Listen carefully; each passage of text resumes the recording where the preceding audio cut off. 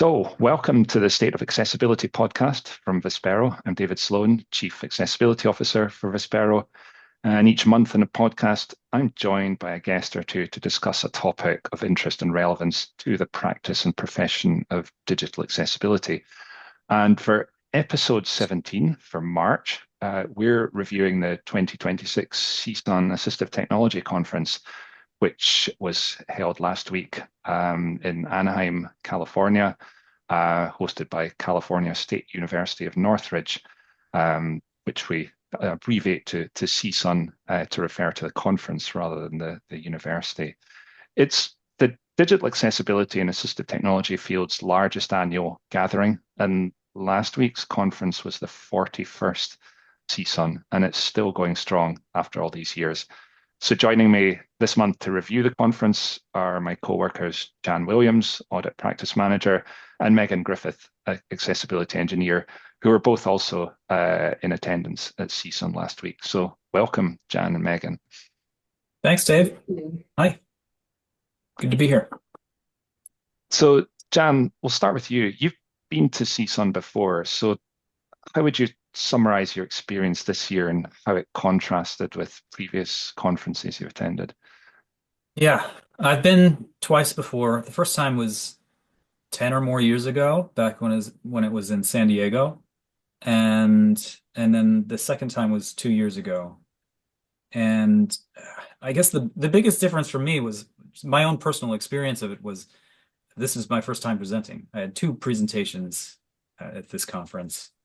And so it does put you in a slightly different headspace than I was in the other two times where I was just a sponge taking in as much as I could from all the sessions, especially the first time around, 10 or 11 years ago. I was still newish to accessibility and trying to learn as much as I could from these sessions. Now I'm attending sessions interested in what, other accessibility consultancies are up to and doing more work supporting our marketing efforts. So that was the biggest difference for my personal experience, but also just there's a huge difference in the number of talks that are focused on AI these days for good reason. And I certainly contributed to that with one of my talks, which was focused on machine learning. So yeah, those are the two big differences I noticed.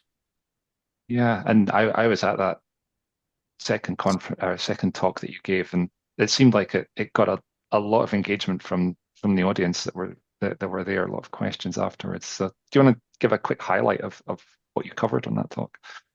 Yeah, the talk was called, I think, something like Enhancing Rules-Based Testing with Machine Learning Inference. And I was trying to give kind of an inside out look at how AI works because people talk about it in abstract terms. It's like a black box for a lot of people. So I wanted to look at it at what's actually going on under the hood, talk about how you can interrogate claims made about tools that integrate AI.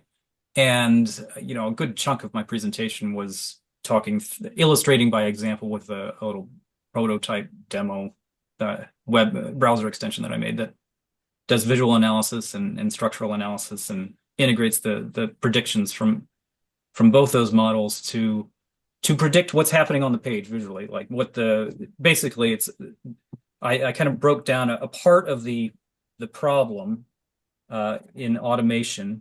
The big gap is a need for semantic classification of user interface elements. And if we can get pretty good performance there from AI models, then we can go a long way to bridging the gap with that we currently have with automation. Yeah, I think that kind of there was a little bit of a sort of theoretical framework that you presented that would help people understand how others are talking about AI-powered solutions, and especially for accessibility evaluation, that might give people a sort of stronger sense of how to how to assess the promises or claims made by solutions.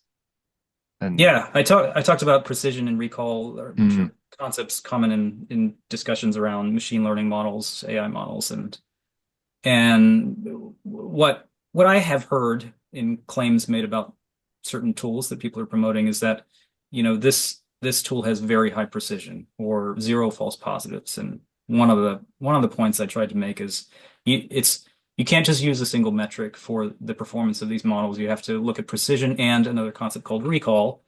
Um, Both you can look at in terms of a score or a percentage. And, lower precision tends to mean you have more false positives. Lower recall score tends to mean you have more false negatives. And you need to look at both. And you can look at a harmonized score called an F1 score, but if somebody just refers to precision, then you should ask them about recall because it's very easy to have really high precision and zero false positives if you never detect anything, if you never detect any errors or make any predictions. Yeah, and again, that's helpful when figuring out a trade-off, what makes most sense to you and your needs from a tool. Right. Speaking of tools, you also talked about another tool in your other presentation. Yes. Yes. Jaws Inspect. That presentation was called using Jaws Inspect as a screen reader user experience uh, tool, roughly that. And that one went well too. I was pleased to see the level of engagement with the folks in the audience interested in applying Jaws Inspect to workflows that aren't just post audit reviews, QA reviews. It's really looking at using JAWS Inspect from the very beginning and generating JAWS Inspect reports for the purposes of refining your acceptance criteria, shifting left, obviously, and incorporating the screen reader output without into your testing workflow without necessarily needing to know how to operate a screen reader like JAWS. Mm. Yeah, I think that sort of helping people figure out how to make use of JAWS Inspect is always, and in the design development process is definitely something that we've been trying to figure out how to convey effectively. So I definitely appreciated the cases you shared there. So Yeah, there seemed to be Megan, a lot of oh yeah, interest. Yeah. yeah, go ahead. No, that was it. Yeah, there seemed to be a lot of interest from the folks in the audience, so I was really Yeah, happy to see that. yeah. So yeah, Megan, you were a first timer at CSUN. What was your Yes. conference experience, and you had that talk as well? How did that go? Yeah, it was great. I knew it was one of the biggest conferences, but I was blown away by the scale of the whole event. It was so cool to just see so many fun things in the exhibit room, and I learned a lot from the talks. And my presentation went well. It was fun to talk about something a little less technical and more personal. So for context, the talk was about accessibility and entertainment, which is near and dear to my heart. So my mom is hard of hearing and will lose all of her hearing shortly in the coming years. So growing up, it was always a challenge to find things that the whole family could do that included my mom and were accessible beyond mandatory technology use. So seeing all these things come out with sporting events and museums and concerts has been really cool. And bringing that to the forefront and more of a lighthearted talk was very fun. Yeah, and I guess that the co-location of so CSUN takes place what 2 blocks from Disneyland, and Mhm. one of the things that any newcomer or whether you've been there once or 5 or 6 times, the number of people in the environment walking around with Minnie Mouse ears on Mhm. is always fun. So from an accessibility perspective, that kind of near this huge amusement park, Mhm. we're not that far from Hollywood. Focus on entertainment is always there, and people in entertainment are really creative in thinking about enhancing the user experience and using different sensory capabilities to enhance the user experience. So entertainment in the sort of physical world and using digital. There's a nice crossover with accessibility.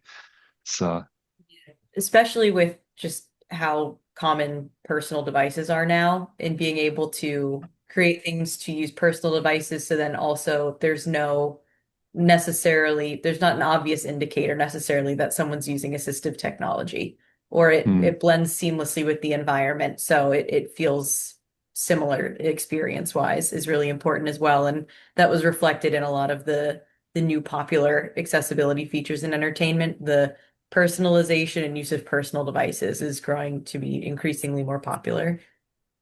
Yeah, and you also touched on uh, accessible entertainment in the sport area. So Mhm. there's lots of stuff going on in sports like baseball, basketball, whatever. Yeah, there's Yeah, a new device, the one court device that's a lap-sized, almost tablet type of interface, and it has haptic feedback so that in real time you can receive updates about the game in addition to commentary. So you're not necessarily having to take in both the audio description and hear real-time commentary. You can have the haptic feedback and hear the commentaries that's happening at the game. And then one of the attendees to the talk actually the answer that they are having an at-home version coming out soon. So you'll be able to follow along with the game streaming on your TV. that sounds awesome. And we talk a lot about the value of accessibility. There's often a secondary beneficiary. As somebody who recently moved to the US and is clueless about baseball, but is kind of interested in the game. I've been to a couple of games at Fenway Park in Boston. I still really have no idea what's going on. So anything that I can borrow to explain, have people explaining to me what's going on and why it's going on would help me as an additional audience of an assistive technology. So Definitely. so did you get to other talks, Megan? Did you get out and Yeah, I went about? to quite a few. I went to one that was really cool. I went to NASA, had a talk, and I did not realize how much they've contributed to accessible technology. I learned quite a bit about their technology sharing program and how they influenced alt text and cochlear implants. So that was one of my favorite talks that I went to. That sounds awesome. And I know it's all often surprising where accessibility innovations come from. I remember, yeah, like it or not, there's a lot of innovations come from defense research, military technology that is dealing with people operating in very high stress environments with lots of sensory and cognitive limitations, physical limitations that translate into broader human computer interaction Mhm. challenges or addressing human computer interaction challenges. And that kind of feeding through of innovation to broader consumer technologies, we do benefit in the end, even if the original goal was very different. So Mhm. learning about some of the sort of national agencies that innovate is really, really cool. Any other highlights that other talks? A lot of stuff having to do with like my little notepad next to me from the talks. Just a lot of talks about AI and how something that I thought was interesting, the way I think it was audio I framed it. They framed it as the web has outpaced the model designed to fix it. So how can we use AI strategies and things like that to help make our testing and our fixes keep up better with how quickly the web is developing so that as we're spending this time trying to fix it, our solutions aren't outdated by the time the web's updated. So I thought that was an interesting way to frame it. It made a lot of sense. Yeah, and it kind of speaks to the, sometimes AI innovations are kind of posted as accessibility professionals are resistant to using automation and tools to do work. And this is an alternative when actually I feel like working in this field, people are really keen to jump onto using any tool that makes your work more efficient, cuts down on mistakes, allows you to do other things. So that kind of speaks to that notion that if we're all about advancing accessibility, then any tool that can speed up something or do it at scale is a good thing, as long as it does it well and doesn't create more work for us further down the Yeah. line. Or And within an organization too, I think as long as you're balancing it still with the human perspective and including people with disabilities and testing and feedback, then there can be a balance there to help accessibility professionals like ourselves keep up with the testing and solutions, so it's actually getting done, but we're not losing everything just to automated testing. Yeah. Jan, did you get to any other talks? I know you were buzzing about between the Vespero room Uh-huh. and the exhibition hall a lot.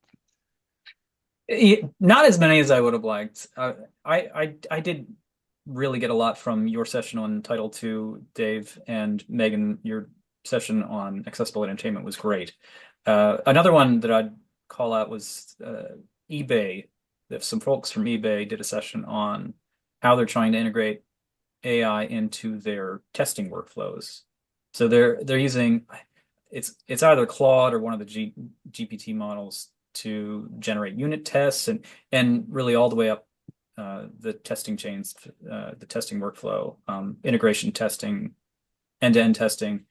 And it was just really cool to hear a big organization um, like eBay talk about the talk candidly about the successes and challenges that they're dealing with working with emerging technologies and trying to automate testing for their developers and their accessibility specialists.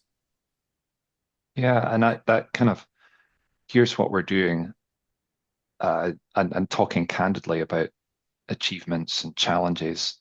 I feel like that's always been something that CSUN's been able to offer as a space to share what you're doing and compare it with others and collaborate on making things better. So it's not always you have to have an innovation, you have to show you're way ahead of everyone else. It's more, here's how we're approaching a problem.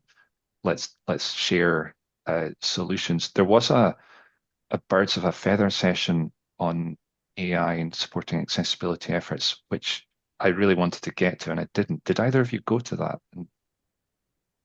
I I don't didn't. think I Megan, was did at you? that birds. I went to one of the birds of a feather, but that one was more just for first-time attendees.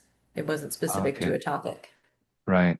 Yeah, I think it was a Thursday lunchtime, so we'll need to do some digging on the output of that. I think it was organized by Ted Drake at Intuit. So uh, I would imagine, knowing Ted, he's really good at providing output of events like that, and collaborating, knowledge sharing. So be worth checking that out.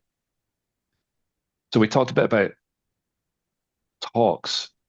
There was also one of the things that it took me a long time I've been to CSUN a few times, and I always assumed it's a conference where there's lots of presentations and you go and learn about things, not realizing just how significant the exhibition hall is and the so many vendors that go there and show new tools, new assistive technologies, or they're large corporations talking about their accessibility efforts or how they're integrating accessibility into their products.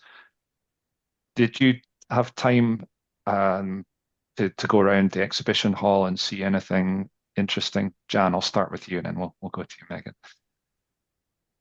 Most of the time I spent in the exhibit hall was with the Vespero booth, probably, trying to, help out, people interested in our products, mostly trying to stay out of the way of other people who actually know what they're talking about with the hardware the really amazing hardware that we have there Yeah. on display. But really, when I did get to walk around a little bit, I am amazed by the the hardware innovation that is Mm. there on display because we are immersed in a digital accessibility world here, and it's just great to see what people are doing. I think there was a company I think called MIDI there, uh, showcasing some devices that they have that are designed to help people with disabilities make music. And Mm. I just love seeing the tactile experience represented there in the exhibit halls. That's cool. And I think that kind of helping people be creative beyond the sort of more sort of functional aspects of living, navigating around and getting from A to B. I love that there's a focus in helping people sort of really, yeah, be creative and make Yeah. music, make art, whatever. Yeah. Megan, how about you? Yeah, I got to walk around a little bit, and I have to say my favorite was the Sony Ivo dog. Just so cute, so cool. It's a essentially like a robot companion dog, and it Mhm. will develop its own little personality, and there's sensors on it, so if you rub along its back or stroke under its chin, it'll bark and its tail will wag, and it had surprisingly expressive eyes. So I just thought that was very, very cute. But other than a less lighthearted one and one that was more genuinely really cool, I'm always blown away by the adaptable clothing. And Nike had some really cool ones. And I think it can get lost that assistive technology isn't just computers. It's other things like technology and clothing and things that just give folks with disabilities more agency and autonomy in their own lives. So I always really like seeing the adaptable and fashion innovations in the field. Right, and that's especially valuable in that it looks cool as well. You don't have Yeah. this kind of medically designed assistive hmm technology that really has paid no attention to aesthetics, but hmm instead you've got a really cool looking pair of Nike running shoes, and yeah, there's they're Yeah. Velcro on or off or And a whatever. So popular brand. So yeah, it's really cool. I'm glad that they're involved and I missed the keynote, but it looked like they had an interesting keynote as well about some of the new releases they have this year. yeah, and that's another thing about CSUN is like I know there's we're not the only podcast reflecting on the conference, and it's almost like a jigsaw puzzle. Listen to all the podcasts, and people will talk about different sessions because there are so many sessions. It's just impossible to go to them all. I feel like there's probably about 7 or 8 parallel things going on at the same time. There's so Mhm. many different conference rooms. There's the exhibition hall that at any given point in the day have a huge choice. And then sometimes you don't because there's a really popular session. Maybe it's a Feingold's legal update or it's the keynote or whatever, where that's the only thing going on. Sometimes there's popular sessions that that they fill up really quickly and then you end up going somewhere else. But just kind of figuring out where do I go, where do I focus my attention, and then how do I find out what I missed? Mhm. That's always the challenge in attending. I had to also have to give a hat tip, Megan, to point out the Raising the Floor booth. So people Yeah. that I ended up going in and had a chat with them. And Raising the Floor is this great non-profit kind of coalition of accessibility researchers and designers. And they showed off a couple of interesting tools. There's Morphic as hmm a, a tool that sits on your desktop, whether it's the Windows or OS X or whatever, or Mac OS, and it kind of exposes all of the accessibility features of that platform and puts them in this sort of single uh, interface. So it basically tries to solve the problem of platforms have all sorts of accessibility features, but you've got hmm to know where they are to go find them. And having this thing sitting right at the front uh, just makes them easier to find, and that can help solve a problem, especially for people who are maybe their accessibility needs are changing over time with age, whatever. Just making it easier. And I'd heard about it, but I'd never seen it in practice, and I was really impressed with that.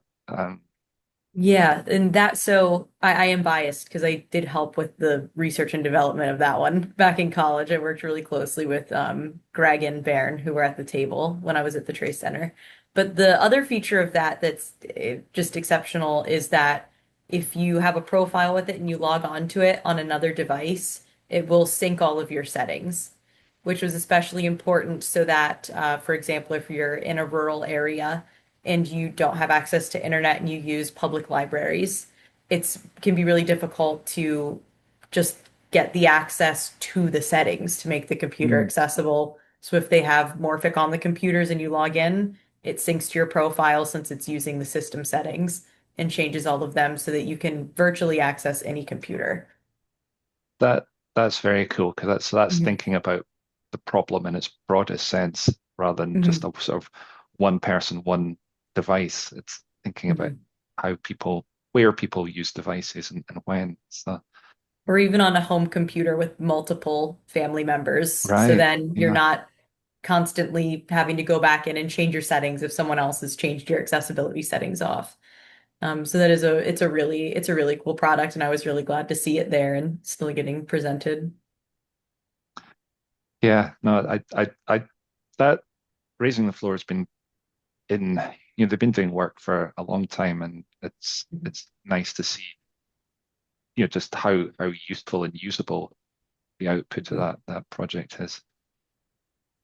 The other thing, I don't know how you feel about this, is just how seeing people using some of the technologies at the conference, just sort of trying things out. So the Glide Mark Kane, did either of you see people using that?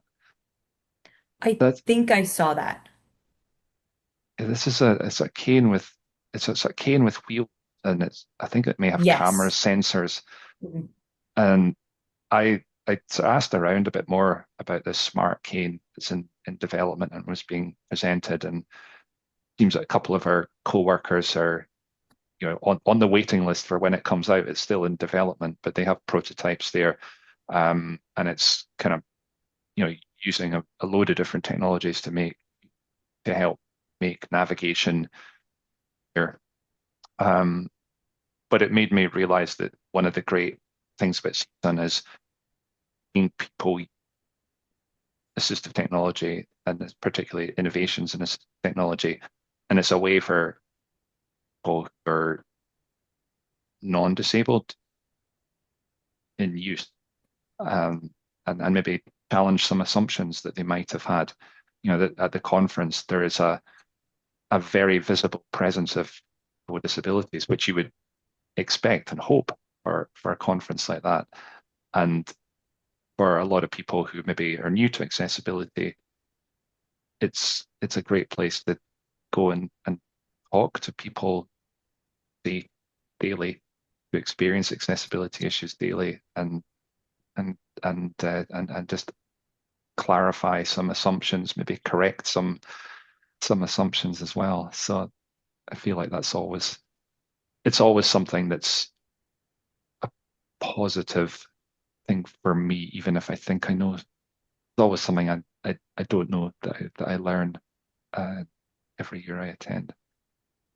And That was something that I thought was interesting with CSUN, and I didn't expect any less, but that was never the smartest person in the room. Not that I am otherwise, but even presenting on a topic that I had prepared for, I knew that there was going to be someone there who knew more than I did or had a lived experience to contribute to it. And I think that's one of the really cool things about CSUN is that it's just a bunch of people really passionate about accessibility and the advancements of it. And I think it's a really good learning opportunity, especially if you're diving into perhaps a technical role and you're new to the field and you're mm, just buried in WCAG and learning all of the rules to go and see some things and get involved in the community and actually talk to some people.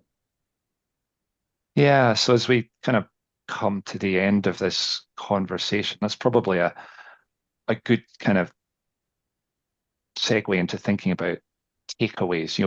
What would you say was a sort of main, key piece of knowledge that you took away, or a memory that you took away that would influence your work? I'll ask you that, Megan, and then we'll go to Jan. Mhm. Huh. Well, I think I probably said the biggest one that I would have answered with.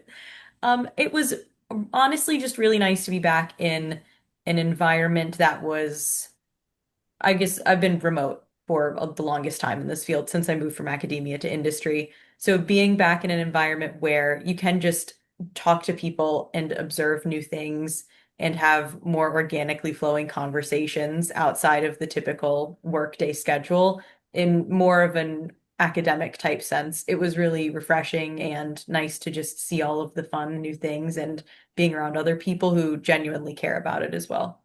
Yeah, yeah, well said. How about you, Jan?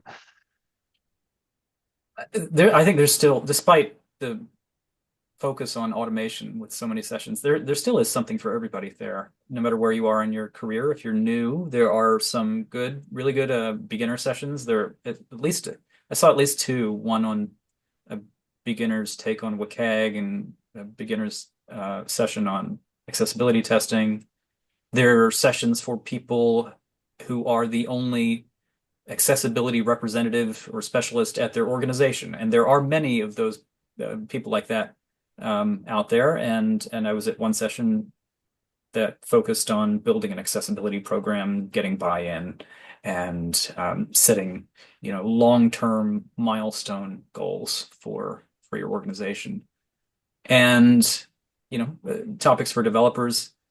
There still is something for everybody there. It was true for me when I was starting 10 plus years ago and looking for those types of sessions that are, about techniques, and true for me today where I'm more curious about uh, program building, automation techniques, emerging technologies. So still, I think great for anybody who's working in accessibility.